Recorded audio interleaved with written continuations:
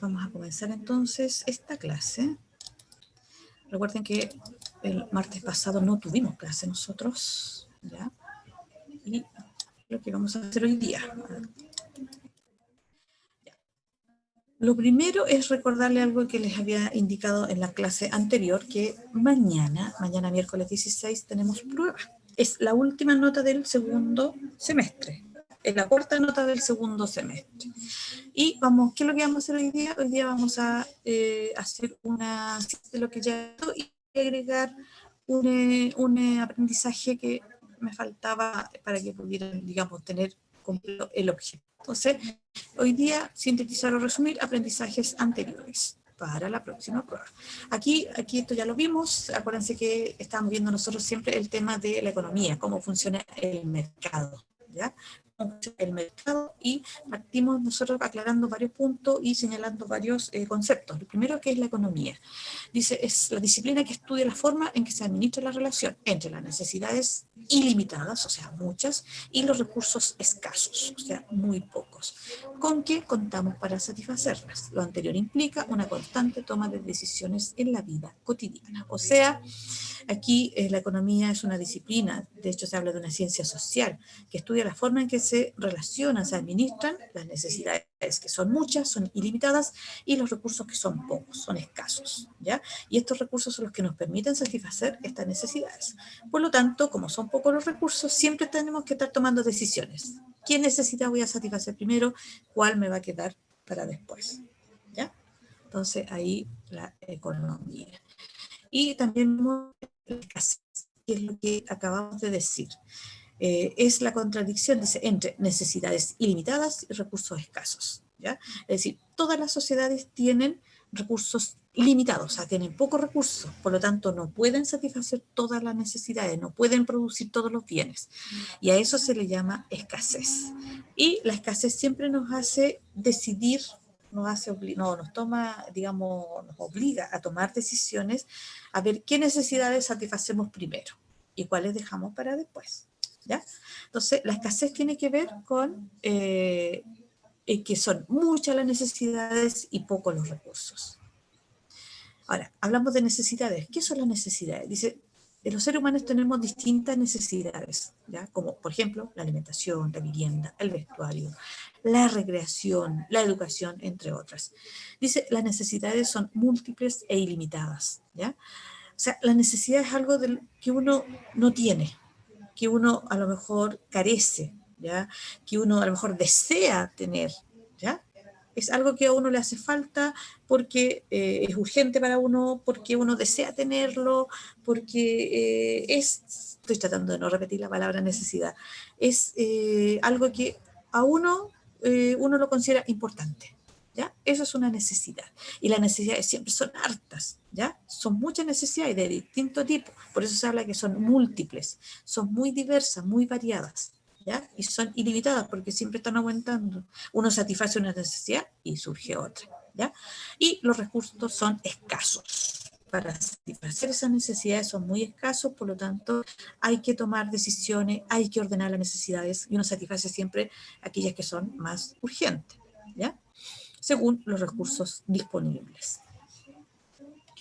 Ahora, ¿qué elementos satisfacen las necesidades? Son los bienes y los servicios. Los bienes son ¿qué cosa? Son objetos tangibles, ¿ya? Que permiten satisfacer necesidades y se puede utilizar como intermediario para producir otros bienes, ¿ya? Entonces los bienes o los recursos son algo tangible, algo que yo puedo tocar, ¿ya? Y me permite satisfacer una necesidad. Yo aquí tengo un celular, me permite satisfacer la necesidad de comunicarme, conectarme, etc. ¿Ya? Eso es un bien o un recurso. Los servicios también permiten satisfacer necesidades, pero los servicios no es algo tangible. Los servicios son prestaciones humanas, ¿ya? Que permiten satisfacer necesidades económicas de otros. La mayoría de los servicios son intangibles, o sea, uno no los puede ver, y tienen un valor económico. Pueden implicar actividades realizadas sobre productos tangibles, como por ejemplo, reparar un electrodoméstico o la entrega de un producto intangible, como la educación, ¿ya? O sea, en el caso nuestro, nosotros damos un servicio que es la educación, pero es algo intangible, nosotros no lo vemos, Nosotros vemos los resultados, pero no vemos la educación que estamos dando, ¿ya? No lo vemos en algo concreto, ¿ya? ¿Se fijan? Estos son los servicios.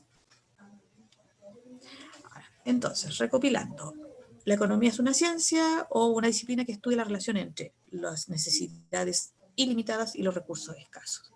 La escasez tiene que ver con lo mismo, que hay pocos recursos para satisfacer muchas necesidades. La necesidad es algo que uno carece, que algo que uno desea, algo que uno a lo mejor no tiene, quiere tener. Ya. Y estas necesidades se satisfacen con los bienes y con los servicios. Los bienes son los que son tangibles y los servicios son intangibles. Los servicios son generalmente prestaciones humanas. La educación es un servicio. Cuando uno va a una peluquería, también el peluquero a uno le presta un servicio, ¿ya? Por eso es una prestación humana. La salud también es una prestación, ¿ya? Y dentro de todo este funcionamiento están los llamados factores productivos, en que los recursos, digamos, son aquellos recursos que se utilizan en la producción de bienes y servicios. ¿Cuáles son estos factores? Factores productivos de la producción. Está la tierra, ya que son todos los recursos naturales necesarios, el trabajo, es decir, la actividad humana a producir, el capital, es decir, los bienes que se utilizan para producir otros bienes. El capital en general se refiere a recursos como, por ejemplo, físicos como una maquinaria, una tecnología, un capital humano, que son las capacidades que tienen las personas. Pero también está, y el que más se conoce como capital, el dinero, ¿ya? La gente invierte un capital, o sea, invierte un dinero en, por ejemplo, una empresa, ¿ya? Entonces, y esos son tres, digamos, factores productivos. Y ahora último, se le agrega otro más, que es la iniciativa empresarial. ¿A qué se refiere la iniciativa empresarial? Dice, se entiende como la capacidad de organizar, dirigir y gestionar los factores anteriores. O sea, el empresario organiza, dirige, gestiona los factores anteriores. El capital, el trabajo y la tierra, ¿ya? Esos son los factores productivos. Los factores que inciden para producir algo. Y aquí tenemos una síntesis con imágenes de lo que es la economía, ¿ya? Que es una necesidad, dice, está constituida por una carencia, o sea, algo que a uno le falta, o algo que uno quiere hacer, ¿ya? Uno puede decir, tengo una necesidad de, a lo mejor alguien dice, quiero viajar, hemos estado tanto tiempo encerrados, quiero viajar. Y uno dice, chuta, está difícil, pero es una necesidad que tiene la persona de salir, a lo mejor de recrearse, ¿ya? Y otra persona puede decir, no, yo tengo una necesidad de, necesito trabajar, porque tengo problemas para pagar cuentas, por ejemplo, ¿ya? También una necesidad. ¿Se fijan? Entonces ahí uno tiene que ordenar esas necesidades. Y acá tenemos lo que son los bienes, los servicios. Los bienes es un elemento material, ¿ya? Que satisface necesidades, ¿ya? Ahí tenemos un sándwich. Los servicios, dice, es una actividad que una persona realiza en beneficio de otra, que permite satisfacer necesidades. El restaurante es un servicio, el sándwich es el bien, y la necesidad, en este caso, es el hambre que tiene la persona, la sensación de carencia que experimenta una persona. O sea, necesita alimentarse, en este caso, de este sándwich. Y ahí hay tres conceptos en una imagen, ¿ya? Y aquí tenemos también, entonces los bienes son tangibles, puede ser ropa, un móvil, la comida. Los servicios son intangibles, la educación, la salud, el transporte. Y aquí tenemos tipos de bienes, acá. Y aquí un ejemplo de por qué la salud es un servicio. No la junta, no la almacena, sino que es un servicio que da una persona, ¿ya? O varias muchas veces, ¿ya? En el caso de la salud, a veces no una sola persona, ¿ya? Y tenemos entonces una imagen con los factores productivos, ¿ya? La tierra o los recursos naturales, el trabajo, el capital, y en este caso la iniciativa empresarial también, ¿no?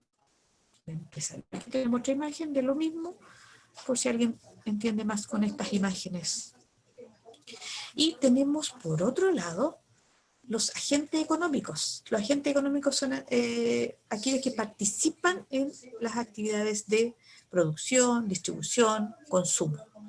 Y estos agentes económicos básicamente son tres.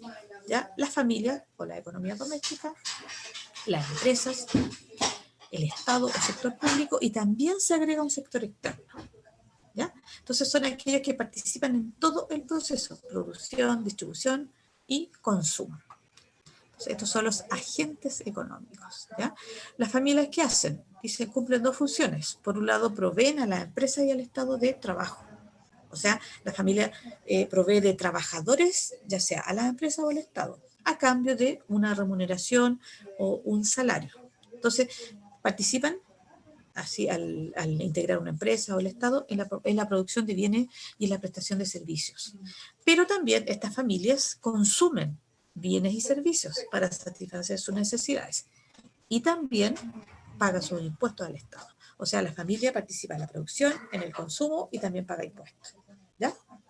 Ese es, digamos, el rol que cumple como agente económico. Y también están las empresas, que dice su función principal es la producción de bienes y servicios. Una empresa tiene que producir.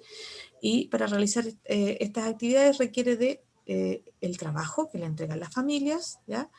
Y la tierra y los insumos necesarios para producir, además del capital para invertir, para vender, etcétera. Y también necesita vender sus productos, y se los puede vender, la empresa se los puede vender a la familia, al Estado, a otras empresas. Y las empresas también pagan impuestos, ¿ya? Entonces ahí también hay distintos roles. Solamente hay que pensar con lógica. ¿Qué hace una familia? Da trabajo, consume, paga impuestos. Una empresa produce bienes y para esto necesita de trabajadores, o sea, necesita de la familia, necesita de insumos para producir, necesita de capitales también, ¿ya? Necesita vender, por lo tanto necesita activar el consumo, y también las empresas pagan impuestos. Y el Estado, ¿ya? Dice, su presencia permite distinguir entre el sector privado y el público, ¿ya? El sector público es el Estado, ¿ya? El privado es aquel que no es del Estado, sino que de empresas privadas, personas privadas. Dice, su actividad es diversa, ya que apoya la producción, incentiva la actividad del sector privado, crea empresas en sectores estratégicos, presta servicios públicos y controla el proceso económico, entre otros aspectos. O sea, el Estado cumple estas funciones, incentiva a la empresa privada, controla la prestación de servicios, elaboración de bienes por parte del Estado, controla el proceso económico, etcétera, etcétera. Y también acuérdense que el Estado también recibe los impuestos, porque los impuestos se le pagan al Estado. Y tenemos el sector externo, es decir, ¿cuándo entra el sector externo aquí? Cuando los productos salen del país, ¿ya? Entonces hay un intercambio en el ámbito internacional, ¿ya? Cuando las empresas, por ejemplo, elaboran o producen bienes que son exportados, bueno, fuera del país. Ahí interviene el sector externo, ¿ya? Y el sector externo entonces influye ¿en qué? En que, por ejemplo, ha crecido mucho el comercio exterior en el caso de Chile, y ha influido en que los distintos agentes económicos, por ejemplo, dependan del comercio que hay de afuera. En Chile llegan muchos productos desde afuera, productos importados. Generalmente la mayor parte viene de China, ¿ya? Y también Chile exporta productos al extranjero. Generalmente el mercado donde llegan los productos chilenos es China, ¿ya? Y esto va a afectar, digamos, a todo lo que es el comercio internacional. Por eso es importante la presencia de este comercio y la globalización, es decir, las relaciones que hay entre Chile y los distintos países. China es el más importante, pero también hay otros mercados que lo son. ¿Ya? Y aquí tenemos un ejemplo de un jeans que tiene, ahí nosotros vemos la imagen de un jeans, pero sus distintos elementos fueron diseñados en un país y elaborados en otro, las materias primas también, ¿ya? ¿Se fijan? Por eso puse esta imagen. A eso se llama globalización, ¿ya? Ahora, estos agentes, ya sea la familia, la empresa, el Estado, el sector externo, se relacionan entre sí y forman lo que se llama un flujo circular económico o un flujo económico circular. No un una economía circular, sino que un flujo económico circular.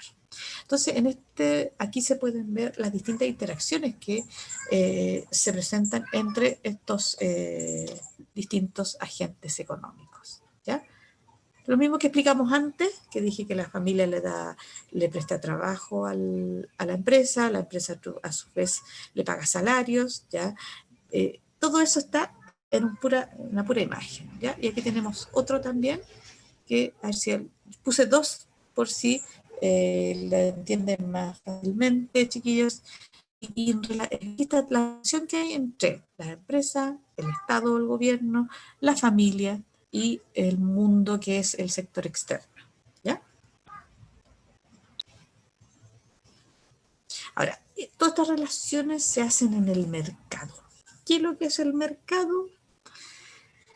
Dice, el mercado es el escenario físico o virtual en el que se produce un conjunto de transacciones e intercambio de bienes y servicios entre compradores y vendedores, ¿ya? O sea, el mercado puede ser físico y virtual también, con mayor razón ahora que hay mucha gente que no compra físicamente, sino que usa el mercado virtual, ¿ya? Entonces, el escenario físico o virtual en el que se produce un conjunto de transacciones e intercambio de bienes y servicios entre compradores y vendedores, ¿ya?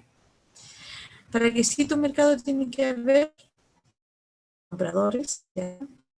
Personas o entidades que tienen una determinada necesidad o deseo para satisfacer y voluntad para hacerlo, lo que se denomina demanda, ¿ya? Los compradores representan la demanda, lo que se necesita dentro del mercado. Y los vendedores representan lo que se ofrece, ¿ya? Los productos que permiten satisfacer necesidades y es la oferta. Entonces, dentro del mercado, que puede ser físico o virtual, están los compradores que representan la demanda, lo que se necesita, y los vendedores que representan la oferta, es decir, la oferta de productos para satisfacer necesidades de estos demandantes o de estos compradores. Y hay una relación entre ambos, es el precio, ¿ya? Dice, debe haber acuerdo entre comprador y vendedor sobre el precio de un producto para que haya un intercambio. Así, en el mercado interactúan los agentes económicos mediante la demanda, la oferta, a partir de lo cual se define el precio del bien o del servicio que se está transando. ¿Ya? Entonces, vamos a repetir lo mismo. La oferta entonces está representada por aquellos productores o aquellos oferentes que ofrecen al mercado productos para satisfacer necesidades, ¿ya? En este caso, un momento que hace calor, ya todos los servicios que ofrecen aguas, por ejemplo, de distinto tipo, bebidas, etcétera, etcétera, para satisfacer esta necesidad, ¿ya? La demanda es a los compradores, a los consumidores que necesitan o desean consumir algo. Aquí hay gente, ya tengo calor, necesito consumir un líquido y voy y compro una bebida, compro un agua, etcétera, ¿ya? Y ahí se paga el que demanda, el que necesita, el comprador, el consumidor paga un precio a la persona que está ofreciendo este producto. Ahora, la definición de precio dice, es el valor de intercambio que tiene un bien o un servicio en el mercado.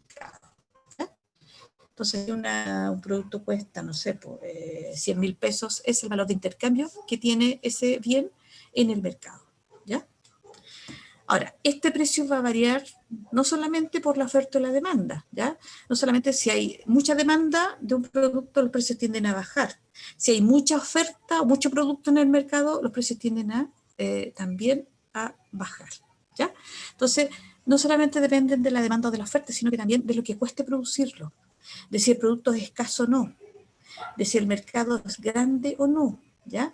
El precio de la competencia, o sea, de los bienes del mismo, por ejemplo, yo aquí tengo un celular, ya tengo una marca determinada, pero hay varios que cumplen los mismos requisitos, pero son distintos modelos, distintas marcas, ¿ya? Los gustos, las modas, eso va cambiando, entonces el precio también va cambiando de algunos productos, ¿ya? La edad también de las personas, las características socioeconómicas, ¿ya? Si yo puedo pagar o no un producto. Los imponderables, aquello que uno no sabe qué va a pasar. Pueden ser coyunturas políticas, pueden ser climáticas u otras, ¿ya? Nosotros no sabíamos que venía una pandemia, ¿ya? Y también los precios del producto fueron cambiando. Acuérdense nomás, los desinfectantes, todas esas cosas subieron de una manera cuando comenzó todo este proceso, las mascarillas, todo eso subió mucho de precio en comparación a lo que valían antes de toda esta pandemia. ¿Se fijan? Y ahí jugó la oferta y la demanda. Entonces, pero este mercado no solamente o sea, se ve alterado por la oferta y la demanda, sino que hay mercados que son de competencia perfecta, en que todo funciona bien. La oferta, la demanda, hay productos necesarios, hay digamos,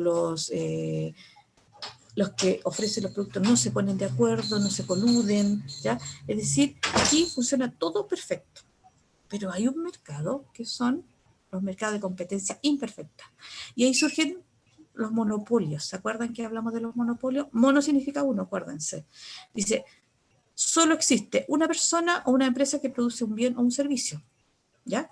Además, el bien o servicio no tiene sustituto, o sea, no se puede reemplazar por otro, por lo que es la única alternativa que tiene el consumidor. O sea, no queda otra que abastecerse de esta persona o de esta única empresa. Por eso se llama monopolio, ¿ya? Y tenemos los oligopolios. Aquí no es uno solo, sino que es un número reducido, ¿ya?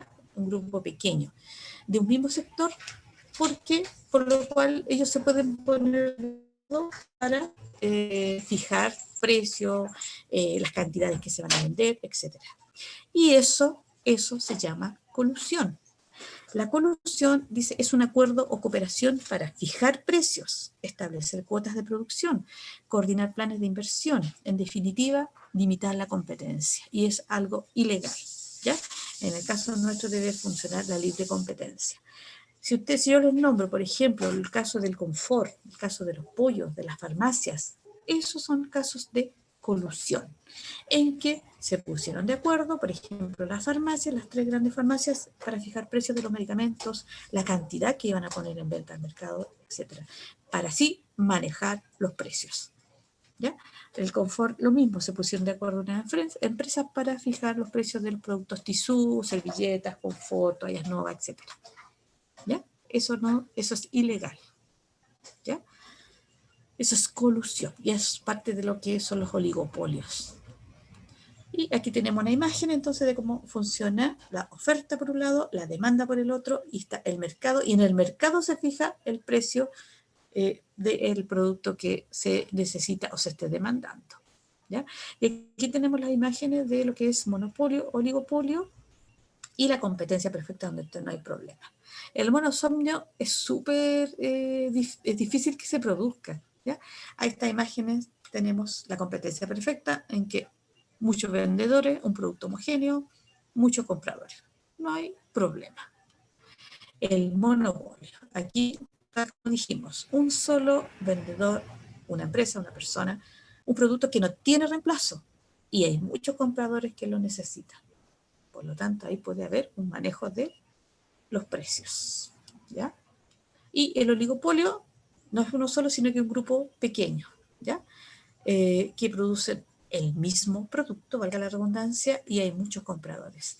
¿Y qué puede pasar aquí? La colusión, en que estos pocos vendedores se puedan poner de acuerdo, ¿ya?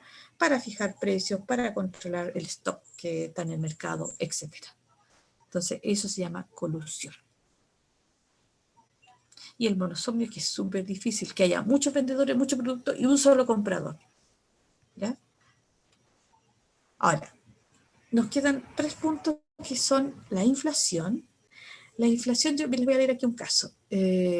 Dice, en enero de 1921, un periódico en Alemania costaba 30 centavos de marco. Marco es la moneda alemana, era. Menos de 2 años después, en noviembre de 1922, el mismo periódico tenía un precio de 70 millones de marcos, ¿ya? Y todos los precios de la economía alemana aumentaron al mismo ritmo. Eso se llama inflación y en alguien diría hiperinflación, ¿ya? O sea, que algo que en 1921 costara 30 centavos de marco y en 1922, menos de 2 años después, costara 70 millones de marcos, ¿ya? Entonces, eso es inflación. O sea, los precios suben así de una manera por un periodo, en este caso un periodo corto, pero los precios están subiendo constantemente, constantemente, ¿ya? En los países donde hay una hiperinflación, los precios suben todo, en el día van subiendo varias veces, ¿ya? Entonces aquí también es un ejemplo que yo les puse que ocurrió en Alemania después de la Primera Guerra Mundial, ¿ya? Entonces tenemos este concepto que es la inflación. Acuérdense, se infla. Dice, es el incremento o el alza, uno podría decir, generalizado y sostenido de los precios de bienes y servicios en un lapso de tiempo, ¿ya? Los precios suben, suben, suben, suben. Esto significa que el dinero pierde valor y disminuye la capacidad de adquisición de bienes, ¿ya? Es decir, si uno lo puede hacer un ejercicio bien rápido, lo que uno compra hoy día con una cantidad de dinero, si pasan, ahora estamos en diciembre, en enero, en febrero, con esa misma cantidad de dinero uno compra menos cosas. ¿Por qué? Por la inflación. El dinero va perdiendo su valor y por lo tanto disminuye la capacidad de adquirir. ¿Por qué? Porque uno con ese mismo valor, ese mismo dinero, compra menos cosas, ¿ya? Ahora, los salarios siempre se mantienen, son los precios los que suben. Entonces, por eso la inflación afecta mucho, ¿ya? Entonces, ahora, si la inflación se mantiene en una economía, va a producir incertidumbre, nadie va a querer invertir en ese país, las mismas personas van a empezar a sacar sus ahorros, etcétera, etcétera, ¿ya? Entonces, es algo que no conviene. Una inflación en Chile, el Banco Central mantiene como tope una inflación de 3% anual, ¿ya? Eso es la inflación. Ahora, otro concepto es la devaluación. Dice, es la caída en el valor de la moneda de un país en relación con otra moneda cotizada en los mercados internacionales, como el dólar estadounidense, el euro o el yen. Esto puede ocurrir por la falta de demanda por moneda local o escasa confianza en la estabilidad de la economía, entre otras causas. Un impacto de la devaluación es el encarecimiento del costo de la vida. En un país que tiene su moneda devaluada, las importaciones se encarecen, lo que aumenta los precios de bienes y servicios importados. Ya, vamos a explicar. La devaluación, tal como dice, se devalúa, la moneda local se devalúa en comparación a una moneda cotizada internacionalmente. Ejemplo, en el caso nuestro, el peso nuestro, el peso chileno, en este momento está cercano a los 700 pesos, pero en un momento dado llegó a más de 800 pesos por dólar. Ahí se devaluó el peso chileno, ¿ya? Porque por dólar había que pagar más. Entonces, eso significa que se devalúa. ¿Y por qué se compara con el dólar? Porque el dólar es estadounidense, es una moneda cotizada a nivel internacional y es la moneda por la cual se transa el comercio internacional, ¿ya? Entonces, ¿qué pasa ahí? Que en el caso nuestro, que nosotros vivimos de muchos productos importados, por ejemplo, la tecnología, los vehículos, etcétera, son todos importados. Si el peso nuestro se devalúa, los productos que vienen de afuera son más caros, ¿ya? Entonces, ese es un efecto, por ejemplo, en nuestra economía, ¿ya? La devaluación entonces significa que una moneda de un país, como el peso chileno, se devalúa o pierde su valor frente a una moneda como la moneda estadounidense o el dólar estadounidense, ¿ya? Ahora está volviendo más o menos a los ritmos normales, pero en un momento dado un dólar costaba más de 800 pesos. ¿Ya? Cuando se había mantenido entre los 680, 700 pesos, a veces superaba los 700 pesos. ¿Se fijan? Entonces ahí, si sube, digamos, hay que pagar más pesos por un dólar estadounidense, es que la moneda se está devaluando. Y lo importado cuesta más caro. La deflación es todo lo contrario de la inflación. Y también puede ocurrir. Dice, es una situación en la que tiene lugar un descenso, o sea, una caída del nivel de los precios durante un periodo prolongado. También se le llama inflación negativa. Se produce cuando la oferta de bienes y servicios en una economía es mayor a la demanda. O sea, hay mucha oferta y poca demanda. O ya sea porque la demanda es insuficiente o por exceso de oferta. ¿Ya? Es decir, hay mucha oferta, hay poca demanda y los precios entonces tienden a bajar. Eso es la deflación, ¿ya? Recordar entonces que tenemos prueba mañana. Ya. ¿Cómo tenemos dos pruebas? Hay un calendario, chiquillos, y mañana oficialmente tienen la prueba de historia. La que a lo mejor tienen son pruebas de pendientes. Jeremy, ¿ya? El calendario oficial está la prueba de historia, ¿ya? Las otras que son las pruebas pendientes. Y a todo esto de prueba pendiente, ayer y hoy, yo les mandé un recado con la profesora jefe. Ayer y hoy están las pruebas pendientes de historia. Yo las puse de nuevo, ¿ya? En WordPress. Ahí están disponibles. Las pruebas pendientes era ayer y hoy. Hoy día van a estar hasta las 12, ya todo el día de hoy día. Y mañana la prueba de historia, ¿ya? Para que les quede clarito. Y hay un calendario, chiquillos, como les digo. Hay un calendario establecido, por lo mismo, para que no se les juntaran dos pruebas en el mismo día. Y a mí me corresponde con ustedes el miércoles 16 de diciembre. Lo que puede haber, como les digo, es alguna prueba pendiente, ¿ya? Y ahí no la deben todo. Los que han ido cumpliendo con todas sus pruebas al día, no se preocupen de las pruebas pendientes. Pero los que deben todo, ahí ya entramos en problemas porque se les van a juntar. Pensando que en esta semana hay que dejar todo listo. No sé, yo revisé y mandé el calendario, chiquillos. No sé si la cambiaron esa. Porque yo revisé el calendario y no aparecía ninguna más, por eso la dije ahí. ¿Ya? Déjenme mandar unas cosas. ¿Ya? Entonces, ahí, chiquillos. Así que déjenme ver, ¿ya? Así que no sé si hay alguna duda, consulta. Primero, ninguna Teresa. Déjame ver. Que las están asignadas. Ustedes van a webclass y ahí están asignadas, chiquillos. Déjame ver, Luna.